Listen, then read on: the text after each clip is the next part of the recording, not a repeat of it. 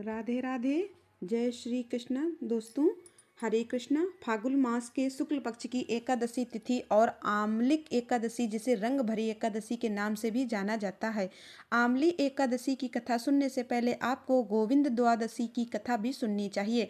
महाबली भीष्म के पुत्र घटोत्कच और दैत्य आज मोर की पुत्री मोरवी यानी कामकंडकटा के अति बलशाली पुत्र बर्बरी हुए। बर्बरी को खाटू श्याम सरकार शीश के रानी, तीन बाणधारी जैसे नामों से भी जाना जाता है। एक बार परम तेजस्वी बर्बरी ने श्री कृष्ण से पूछा, हे प्रभु, इस जीवन का सर्वोत्तम उपयोग क्या है? श्री कृष्ण बोले, हे पुत्र, परोपकार और निर्मल का सहारा बनकर सदैव धर्म का साथ देते रहना ही जीवन का सर्वोत्तम उपयोग है। इसके लिए तुम्हें बल और शक्तियां अर्जित करनी पड़ेंगी। इसीलिए तुम वही सागर क्षेत्र में नौ दुर्गा की आराधना कर शक्तियां अर्जित करो। बर्बरीक ने 3 वर्षों तक कठोर तपस्या कर मां दुर्गा को प्रसन्न किया। देवी ने बर्बरी को तीन तीन बाण और कई शक्तियां प्रदान की, जिससे तीनों लोगों को जीता जा सकता था। जब बर्बरी की महाभारत का युद्ध हुआ देखने की इच्छा हुई, तब वे मां को हरे हुए पक्ष का साथ देने का वचन देकर युद्ध भूमि की तरफ उन्होंने प्रस्थान किया। सर्वव्यापी भगवान श्री कृष्ण युद्ध का अंत जानते थे, इसलिए उन्होंने सोचा कि अगर कौरवों को हारता देखकर बर्बरी कौरवों का साथ देने लगा तो पांडवों की तो हार निश्चय है। इसलिए लीलाधर ने एक ब्राह्मण का वेश धारण कर चालाकी से बालक बर्बरी का शीश दान में मांग लिया। बर्बरी को आश्चर्य हुआ कि कोई ब्राह्मण उनका शीश क्यों मांगेगा। ऐसा सोचकर उन्होंने ब्राह्मण से उसके वास्तविक रूप के दर्शन की इच्छा व्यक्त की। तब श्री कृष्ण ने उनसे अपने विराट रूप के दर्शन कराए। बर्बरीक ने उनसे प्रार्थना की, वे अंत तक युद्ध देखना चाहते हैं। श्री कृष्ण ने बर्बरीक की यह वास्तव स्वीकार कर ली और उनका सिर सुदर्शन चक्र से अलग कर दिया। शीश काटने के बाद मां चंडिका देवी ने वीर बर्बरी के शीश को अमृत से सींचकर देवत्व प्रदान किया। तब इस नवीन जागृत शीश से श्री कृष्ण बोले, हे वत्स, जब तक पृथ्वी, नक्षत्र और सूर्य चंद्रमा है, तब तक तुम सभी लोगों के लिए पूजनीय हो जाओगे। इस तरह तुम्हारा शीश युद्ध भूमि के समीप ही एक पहाड़ी पर सुशोभित किया गया, जहां से बर्बरीक संपूर्ण युद्ध का जायजा ले सकते थे। श्री कृष्ण ने युद्ध की समाप्ति के बाद बर्बरीक के शीश को पुनः प्रणाम करते हुए कहा, हे वीर बर्बरीक, आप कलयुग में मेरे नाम से सर्वत्र पूजित होकर अपने भक्तों से अभष्ट कार्यों को पूर्ण करोगे। ऐसा कहने पर समस्त नवमंडल प्रसन्न हो उठा और श्याम बाबा के देव स्वरूप शीश पर पुष्प वर्षा होने लगी। एक बार एक गोपाल यादव कन्या ने एकादशी व्रत का पालन किया था। वह गरीब थी, लेकिन श्री हरि के प्रति अत्यंत अपार श्रद्धा रखती थी। प्रत्येक एकादशी का व्रत रखती और द्वादशी का पालन करती। एक दिन उसे एकादशी का व्रत रखा। अगले दिन अपनी दही की मटकी लेकर वह बेचने निकली। सोच रही थी कि छोटी सी तो मटकी है, कुछ ही देर में दही बिक जाएगी तो किए फिर पारण कर लेंगी। लेकिन उस दिन चमत्कार होना था। फाल्गुन की द्वादशी तिथि थी। गोलोक में श्री कृष्ण प्रेम राधा जी के साथ नृत्य कर रहे थे। इसी दौरान एक गूलर का पुष्प गोपिका की मटकी में जा गिरा। सुबह से दोपहर हो गई, दोपहर से शाम हो गई, फिर शाम से रात गिरने को आई। दही बिकती जा रही थी, लेकिन मटकी थी कि खाली ही नहीं हो रही थी। इस तरह गोपिका का द्वादशी का भी व्रत हो गया और उसने इसे प्रभु का कृपा माना और फिर हर एकादशी के साथ फाल्गुन द्वादशी का व्रत भी करने लगी और इसी के पूर्ण प्रभाव से वह अंत में श्री कृष्ण के ही वैकुंठ धाम को चली गई। फाल्गुन मास की यह दिव्य एकादशी केवल उपवास का ही नियम नहीं, बल्कि भक्ति, प्रेम और मोक्ष की त्रिवेणी है। इस दिन भगवान शिव माता पार्वती को विदा कराकर काशी पधारे थे और भक्तों ने रंग और गुलाल उड़ाकर उनका स्वागत किया था। तभी से यह दिन रंग भरी एकादशी के नाम से प्रसिद्ध हुई। वहीं यही एकादशी भगवान विष्णु को भी अति प्रिय है, क्योंकि यह दिन आंवल की अर्थात आंवले की पूजन का विशेष अवसर है। आंवला सद्गुण का प्रतीक है और इसकी छाया में भगवान श्री हरि की आराधना करने से भक्त के सभी पाप कट जाते हैं और सभी सांसारिक बंधनों से भी मुक्ति मिल जाती है।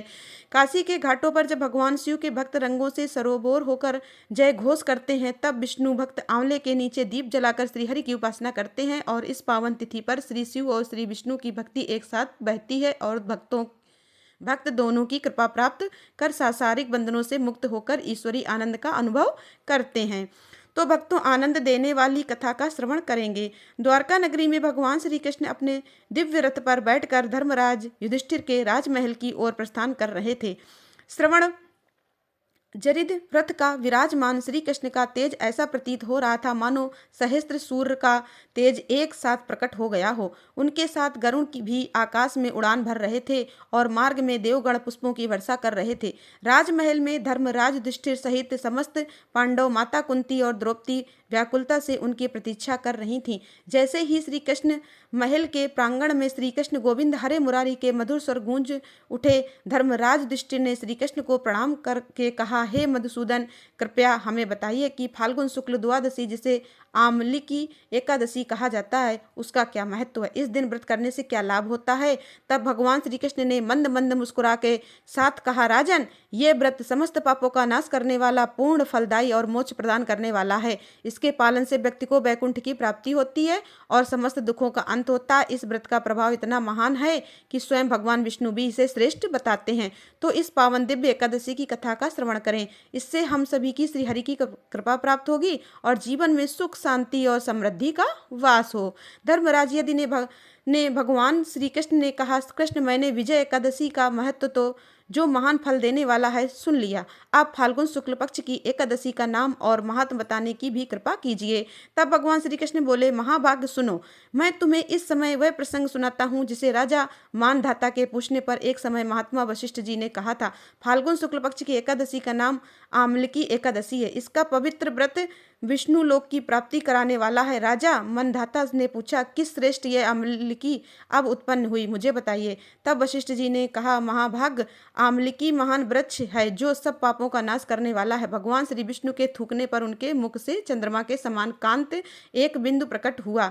वह बिंदु पृथ्वी पर गिरा और उसी से आंविक अर्थात आंवले का महान वृक्ष उत्पन्न हुआ। यह सभी वृक्षों का आदिभूत कहलाता है। इसी समय समस्त प्रजाजनों की सृष्टि करने के लिए भगवान ने ब्रह्मा जी को उत्पन्न किया। उन्हीं से इस प्रजा की सृष्टि हुई। देवता, दानव, गंधर्व, यक्ष, राक्षस, नाग या निर्मल अंतकरण वाले महर्षि को ब्रह्मा जी ने जन्म दिया। उनमें से देवता और ऋषि उस स्थान पर आए जहाँ विष्णु प्रिया आमलकी का वृक्ष था। महाभाग, उसे देखकर देवताओं को बड़ा आश्चर्य हुआ।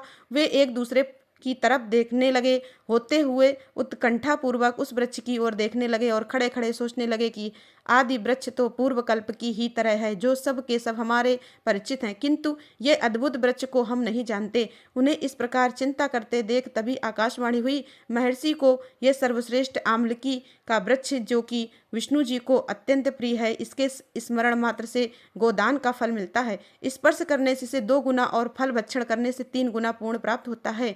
इसीलिए सदा प्रयत्न पूर्वक आमलकी का सेवन करना चाहिए। यह सब पापों को हरने वाला है। वैष्णव वृक्ष बताया गया। इसके मूल भाग में श्री विष्णु, ऊपरी भाग में श्री ब्रह्मा और नीचे के भाग में परमेश्वर भगवान रुद्र की शाखाओं में मुनि, टहनियों में देवता, पत्तों में वसु, फूलों में प्रजापति का वास होता है। आप आम लिखी सर्वदेवमयी बताई गई है। तब ऋषि बोले, अव्यक्त स्वरूप से बोलने वाले महापुरुष, हम लोग आपको क्या समझे? आप कौन हैं, देवता हैं या कोई और? हमें ठीक ठीक बताइए। आकाशवाणी हुई तो संपूर्ण भूतों के कर्ता और समस्त भवनों के सृष्टा, जिसे विद्वान पुरुष भी कठिनाई से देख नहीं पाते, वही सनातन विष्णु मैं हूँ। देवादिदेव भगवान विष्णु का कथन सुनकर उन ब्रह्मा कुमार महर्षि ने नेत्र आश्चर्य से चकित हो उठे। उन्हें बड़ा विस्मय हुआ। वे आदि अंत रहित भगवान की स्तुति करने लगे।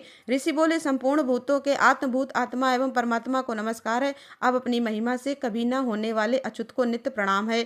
ऋषियों के इस प्रकार स्तुति करने पर भगवान श्री हरि संतुष्ट हुए और बोले, हे ऋषि, तुम्हें कौन सा अभीष्ट वरदान दो? ऋषि बोले, भगवान, यदि आप संतुष्ट हैं तो हम लोगों के हित के लिए कोई ऐसा व्रत बतलाइए जो स्वर्ग और मोक्ष रूपी फल प्रदान करने वाला हो।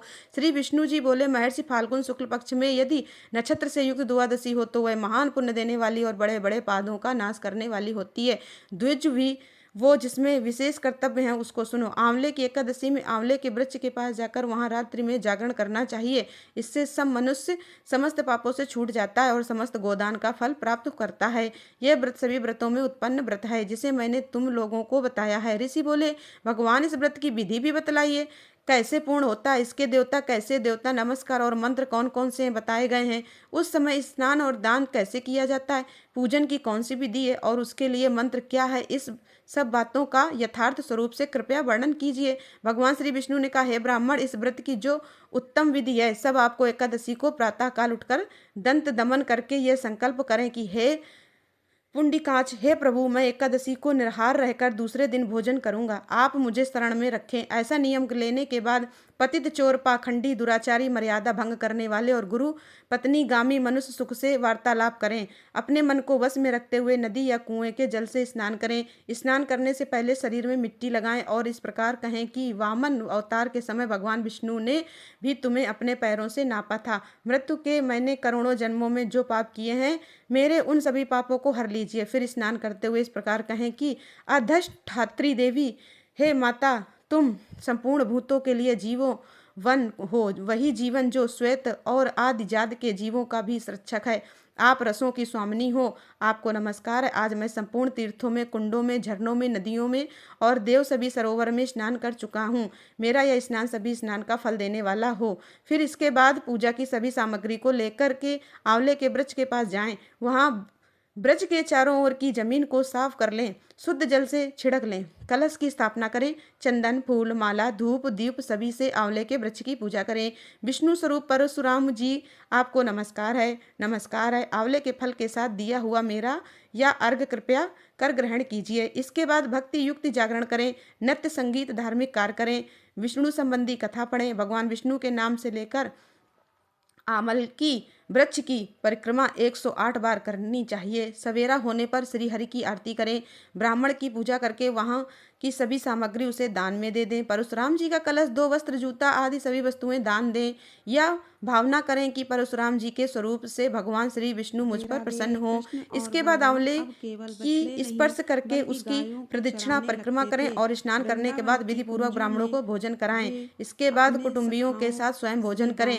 ऐसा करने से जो पूर्ण होता है वह सब भी बतलाता हूँ, सुनो। संपूर्ण तीर्थों के सेवन से जो पुण्य प्राप्त होता है और सब प्रकार के दान देने से जो फल मिलता है वह सब विधि के पालन से सुलभ हो जाता है। समस्त यज्ञों की अपेक्षा भी अधिक फल मिलता है, इसमें तनिक भी संदेह नहीं है। यह व्रत सभी व्रतों में उत्तम है, इसका मैंने तुमसे पूरा वर्णन किया। वशिष्ठ जी कहते, महाराज, इतना कहकर देवेश्वर भगवान विष्णु वहां से अंतर्ध्यान हो गए। इसके बाद महर्षि ने उक्त व्रत का पूर्ण रूप से पालन किया। हे राजन, इस प्रकार तुम्हें भी इस व्रत का अनुष्ठान करना चाहिए। भगवान श्री कृष्ण कहते हैं कि युधिष्ठिर, यह व्रत मनुष्यों को सभी पापों से मुक्त कराने वाला है। अब मैं तुम्हें आमलिकी की एकादशी व्रत से जुड़ा हुआ एक प्रसंग भी सुनाता हूँ, ध्यान पूर्वक सुनो। जिसे एक समय राजा मंदाता के पूछने पर महर्षि वशिष्ठ ने कहा था। एक बार वैदिक नाम का एक नगर था जिसमें ब्राह्मण, क्षत्रिय, वैश्य और शूद्र चारों वर्ण आनंद सहित रहा करते थे। उस नगर में सदैव वेद ध्वनि गूंजा करती थी तथा पापी, दुराचारी और नास्तिक उस नगर में कोई नहीं था। उस नगर में चैत्र नाम का वसीन राजा राज्य करता था। वह अत्यंत विद्वान और धार्मिक था। उस नगर में कोई भी व्यक्ति दरिद्र और कंजूस नहीं था। सभी नगरवासी विष्णु भक्त थे और वृद्ध स्त्री पुरुष एकादशी का व्रत किया करते थे। एक समय फाल्गुन माह के शुक्ल पक्ष की आमल की एकादशी आई और उसी दिन राजा, प्रजा और बाल व्रत सब ने हर्ष पूर्वक व्रत किया। अपनी प्रजा के साथ मंदिर में जाकर पूर्ण कुंभ स्थापित करके धूप, दीप, नैवेद्य, पंचरत्न आदि से आंवले का पूजन करने लगे और इस प्रकार स्तुति करने लगे, हे धात्री, आप ब्रह्मा स्वरूप हो, आप ब्रह्मा जी द्वारा उत्पन्न हुई हो और समस्त पापों का नाश करने वाले हो। आपको नमस्कार है। अब आप मेरा अर्घ स्वीकार करो। आप श्री रामचंद्र जी द्वारा सम्मानित हो। मैं आपकी प्रार्थना करती हूँ या करता हूँ, अतः आप मेरे समस्त पापों का नाश करो। फिर उस मंदिर में सभी ने रात्रि को जागरण भी किया। रात के समय वहाँ एक बहलिया आया जो अत्यंत पापी और दुराचारी था। वह अपने कुटुंब का पालन जीव हत्या करके किया करता था। भूख और प्यास से अत्यंत व्याकुल था। बहलिया उस जागरण को देखने के लिए मंदिर के कोने में बैठ गया। विष्णु भगवान तथा एकादशी का महात्म्य की कथा सुनने लगा। इस प्रकार अन्य मनुष्यों की तरह उसने भी सारी रात जागरण कर रात बिताई। प्रातः काल होते ही सब लोग अपने घर चले गए तो बहलिया भी अपने घर चला गया। घर जाकर उसने भोजन किया। कुछ समय बीतने के पश्चात उस बहलिये की मृत्यु हो गई, मगर उस आमलकी एकादशी व्रत और जागरण से उसने अगले जन्म में राजा विदुर के घर जन्म लिया और उसका नाम वसुरथ रखा गया। वह चतुरंगणी सेना के साथ तथा धन धान्य से युक्त हो ग्रामों का पालन करने लगा। वह तेज में सूर्य के समान, कांत में चंद्रमा के समान, वीरता में भगवान विष्णु के समान और क्षमा में पृथ्वी के समान था। वह अत्यंत धार्मिक, सत्यवादी, कर्मवीर और विष्णु भक्त था। वह प्रजा का समान भाव से पालन करता था। दान देना उसका नित्य कर्तव्य था। एक दिन राजा कार खेलने के लिए गया। देव योग से वह मार्ग भूल गया और उसी दिशा ज्ञान न रहने के कारण वह उसी वन में एक वृक्ष के नीचे सो गया। थोड़ी देर बाद पहाड़ी मलेच्छ वहां पर आ गया और राजा को अकेला देखकर मारो मारो शब्द कहते हुए राजा की ओर दौड़ पड़े। मलेच्छ कहने लगे कि इस दुष्ट राजा ने हमारे माता पिता, पुत्र, पौत्र आदि अनेक संबंधियों को मारा है और देश से निकाल दिया, अतः उसको अवश्य मारना चाहिए। ऐसा कहकर वे मलेच्छ उस राजा को मारने दौड़े और अनेक प्रकार के अस्त्र शस्त्र उसके ऊपर फेंकने लगे। वे सब अस्त्र शस्त्र राजा के शरीर पर गिरते ही नष्ट हो जाते और उनका वार पुष्प के समान प्रतीत होता। अब देखते ही देखते उन मलेच्छों के अस्त्र शस्त्र उल्टा उन्हीं पर प्रहार करने लगे, जिससे वे मूर्छित होकर गिरने लगे। उसी समय राजा के शरीर से एक दिव्य स्त्री उत्पन्न हुई। वह स्त्री अत्यंत सुंदर होते हुए भी उसकी भ्रुकुटी टेढ़ी थी। उसकी आंखों से लाल लाल अग्नि निकल रही थी, जिससे वह दूसरे काल के समान प्रतीत होती थी। वह स्त्री मलेच्छियों को मारने दौड़ी और थोड़ी ही देर में से उसने सब मलेच्छियों को काल के गाल में पहुंचा दिया। जब राजा सोच कर उठा तो उसने मलेच्छियों को मरा हुआ देखकर कहा कि इन शत्रुओं को किसने मारा है और इस वन में मेरा कौन हितैषी रहता है। वह ऐसा विचार कर ही रहा था कि आकाशवाणी हुई, हे राजन, इस संसार में श्री विष्णु भगवान के अतिरिक्त और कौन तेरी सहायता कर सकता है। इस आकाशवाणी को सुनकर राजा अपने राज्य में आ गया और सुख पूर्वक राज्य करने लगा। भगवान श्री विष्णु श्री कृष्ण कहते हैं, हे राजन, यह आमलकी एकादशी के व्रत का प्रभाव था। जो मनुष्य आमलकी एकादशी का सच्चे मन और श्रद्धा निष्ठा के साथ व्रत करते हैं, वह प्रत्येक कार्य में सफल होकर अंत में वैकुंठ लोक को जाते हैं। भगवान श्री कथा सुनते ही युधिष्ठिर महाराज सहित पांडव हृदय में भक्ति और उत्साह का संचार हुआ। भाव विभोर होकर धर्मराज युधिष्ठिर ने श्री कृष्ण से कहा, हे माधव, आपकी कृपा से मैंने इस पावन व्रत का महात्म जाना। आप कृपा कर यह बताइए कि इस व्रत का पालन करने से कौन कौन से लाभ प्राप्त होते हैं। श्री कृष्ण मुस्कुराने लगे, बोले, हे राजन, आमलकी एकादशी का व्रत करने से मनुष्य के समस्त पाप नष्ट हो जाते हैं। यह पूर्ण फलदायी होता है। जिस प्रकार सूर्य के उदय होते ही अंधकार समाप्त हो जाता है, वैसे ही इस व्रत के प्रभाव से समस्त दोष और संकट दूर हो जाते हैं। पूर्ण फल की प्राप्ति होती है, समस्त पापों का नाश होता है, भक्त को दीर्घायु और धन प्राप्त होता है, पितरों को शांति मिलती है, विष्णु लोक की प्राप्ति होती है, मोक्ष द्वार खुलता है और इस व्रत से घर के में सकारात्मक ऊर्जा बनी रहती है और समस्त बाधाएं समाप्त हो जाती हैं। श्री कृष्ण ने अंत में कहा, हे युधिष्ठिर, इस एकादशी का पालन जो भी श्रद्धा से करता है, उस भक्त पर कभी कोई संकट नहीं आता। इस प्रकार और श्रद्धा पूर्वक इस व्रत का पालन किया। जो भी श्रद्धा और भक्ति से इस कथा को सुनता और पढ़ता है या दूसरों को सुनाता है, वह भी समस्त पापों से मुक्त होकर अंत में विष्णु लोक को प्राप्त होता है। और वीडियो को लाइक सब्सक्राइब अवश्य करें। वीडियो को लाइक, चैनल को सब्सक्राइब अवश्य करें। इससे आप सभी को विष्णु भगवान और लक्ष्मी मैया की कृपा सदा बनी रहेगी। बोलिए लक्ष्मी मैया की जय, बोलो विष्णु भगवान की जय। जय हो।